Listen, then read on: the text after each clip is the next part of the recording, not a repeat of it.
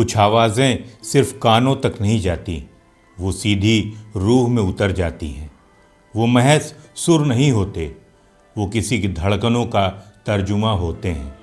सोचिए एक ऐसा गीत जिसे रिकॉर्ड करते वक्त स्टूडियो में सन्नाटा पसर गया हो और गाने वाले ने अपनी भारी आवाज़ को रेशम से भी ज़्यादा मुलायम कर दिया हो। आज की कहानी एक ऐसे ही जादू की है जो दो दोस्तों के बीच एक शाम को शुरू हुआ और हमेशा के लिए अमर हो गया। वीडियो को अंत तक ज़रूर देखिएगा और अगर अच्छा लगे तो वीडियो को हाइप करना न भूलिएगा। वो मेरे पीछे पड़ी हुई है पहले बात जरा सी, अब कितनी बड़ी हुई है तौबा। नमस्कार, मैं हूं आपका होस्ट और दोस्त संतोष और आप देख रहे हैं मूवी म्यूजिक मी, जहां हर गाना एक एहसास है और हर एहसास एक कहानी। दोस्तों, साल था 1977 और फिल्म का नाम था अभी तो जी लें। आज शायद बहुत से लोग इस फिल्म को भूल चुके होंगे, लेकिन इसका संगीत, आहा, इसका संगीत आज भी उन लोगों के लिए किसी मरहम से कम नहीं है जो पुराने दौर की नज़ाकत को समझते हैं। लेकिन इस गीत के पीछे की कहानी उतनी ही ज़्यादा दिलचस्प है जितनी इस गीत की धुन। ज़रा सोचिए, एक तरफ बॉलीवुड के हर फन मौला किशोर कुमार, जिनकी आवाज़ में समंदर जैसी गहराई और तूफान जैसा जोश था, और दूसरी तरफ डैनी डेंजोंगपा। जी हाँ, वही डैनी साहब जिन्हें हम अक्सर विलेन के किरदारों में देखते आए हैं। लेकिन इस फिल्म में डैनी साहब हीरो थे, एक रोमांटिक किरदार निभा रहे थे। शायद आपको न पता हो, लेकिन जब किशोरदा को पता चला कि उन्हें डैनी के लिए प्लेबैक देना है तो वो थोड़े सोच में पड़ गए। डैनी की आवाज़ में एक अलग तरह की पहाड़ी खनक थी, एक अलग टेक्सचर था। किशोरदा जो अपने काम में परफेक्शन के लिए जाने जाते थे, उन्होंने फौरन डैनी को अपने घर गौरीकुंज बुलाया।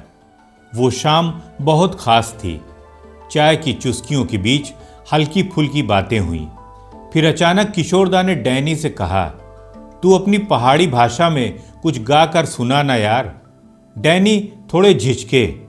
उन्हें लगा शायद ये कोई ऑडिशन है या किशोरदा उनकी परीक्षा ले रहे हैं। सोचिए उस वक्त डैनी के मन में क्या चल रहा होगा, एक लीजेंड के सामने गाना गाना।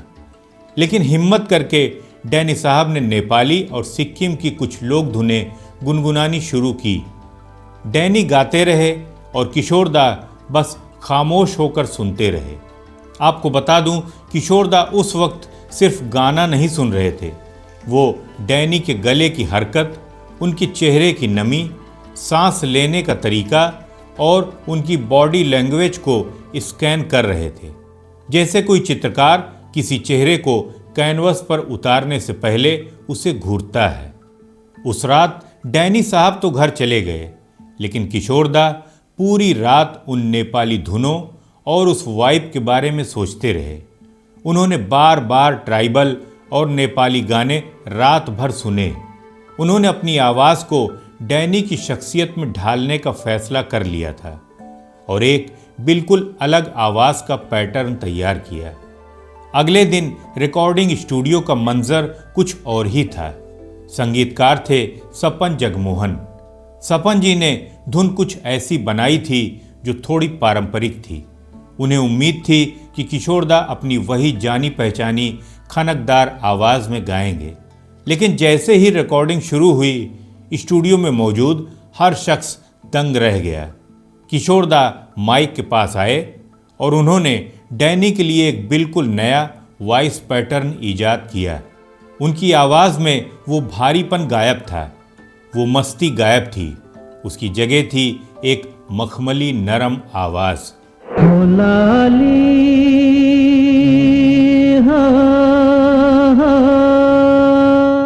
उन्होंने इस गीत को इतना सॉफ्ट गाया जैसे वो गा नहीं रहे, बस कान में कोई राज बता रहे हों। लाली हो तू लाली है सवेरे वाली, तू लाली है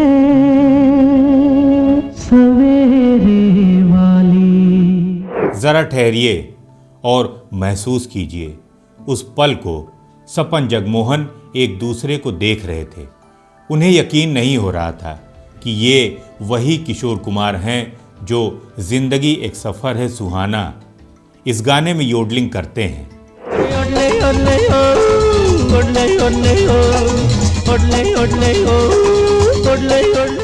किशोरदा ने गाने की धुन को छेड़े बिना अपनी गायकी के अंदाज से उसे एक लोरी जैसी कोमलता दे दी थी।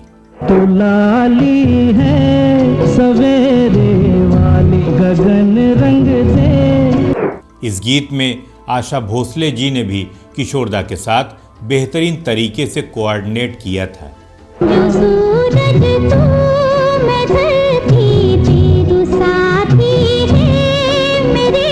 यहीं से शुरू हुआ किशोरदा और डैनी का वो याराना जो किशोरदा की आखिरी सांस तक कायम रहा।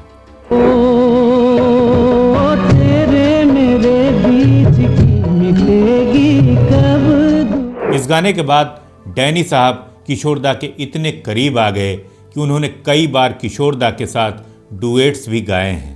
पानी के बदले पीकर शराब, पानी के बदले पीकर शराब। और हाँ, इस फिल्म में अभी तो जी लें के बारे में एक खास बात और। इस फिल्म में कुल 6 गाने थे और सभी के सभी किशोर कुमार और आशा भोसले जी की आवाजों में थे। कभी चलिया आशिकों की गली, तू चुनर लेके गली, ना जाने अगला पल साथी होगा कैसा ही तो जी ले। कहीं हम सहे खुशी के लिए।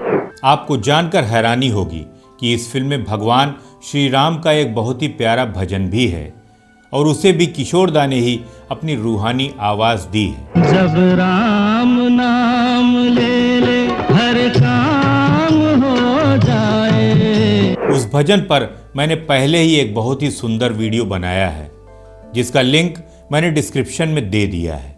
अगर आप किशोरदा का वो आध्यात्मिक रूप भी देखना चाहते हैं तो उसे जरूर देखिएगा। ये गाना तू लाली है सवेरे वाली, तू लाली है सवेरे वाली गगन रंग दे तुम्हें। सिर्फ एक गीत नहीं है दोस्तों, ये सबूत है उस मेहनत का, उस समर्पण का जो उस दौर के कलाकार एक दूसरे के लिए रखते थे।